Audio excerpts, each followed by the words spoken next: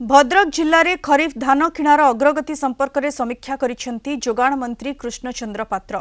समीक्षा बैठक में जिलापाल, अतिरिक्त जिलापाल, उपजिलापाल, जिला जोगाण अधिकारी जिलार समस्त बीडीओ, कृषि अधिकारी और समवाय विभाग अधिकारी माने जोग देइथिले।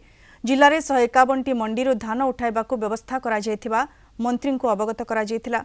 मंत्री कहिसेंती चाषी धान देबार 72 घंटा मध्य टंका पाइबा व्यवस्था करा जायछि। समवाय विभाग और मिलर मानक मध्य समन्वय रक्षा करी धार्य समय भितर जिलार समस्त चाषी जेपरी धान किणा जाय पारिबो सेने अधिकारी मानकु मंत्री परामर्श देथिले। काहारी टोकन जेपरी लैप्स हेबो नाही ता उपरे ध्यान देबाकु परामर्श देइछंती मंत्री। समीक्षा बैठक पर भंडारीपोखरी ब्लॉकर रहणिया धान मंडी को जाय वास्तव स्थिति परखिबा सह चाषी मानक सहित आलोचना करथिले जोगाण मंत्री। कटनी छटनी बेसी किछि हेई नाही एवं सुरुखुर रे 151टी बर्तमान मंडी रे धान किणा चली।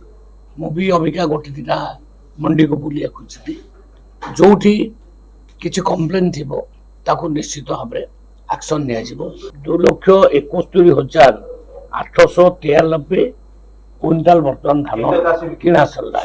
ए वर्ष 96,233 जन चाषी रजिस्ट्रेशन कर 20% रु ऊर्ध्व माने पार्टी आमे किनी सारू। भद्रक जिले में मिल संख्या कम तेणु जेहेतु मिल संख्या कम अन्य जिलार मिलर मैंने धान उठाऊ बाहर मिलर मान को देना। आज से चर्चा से विषय चर्चा है आम बाहर जिलूर पुणी मिलर मान को दबू धान समस्त उठो टोकन कार लाभ सब ना।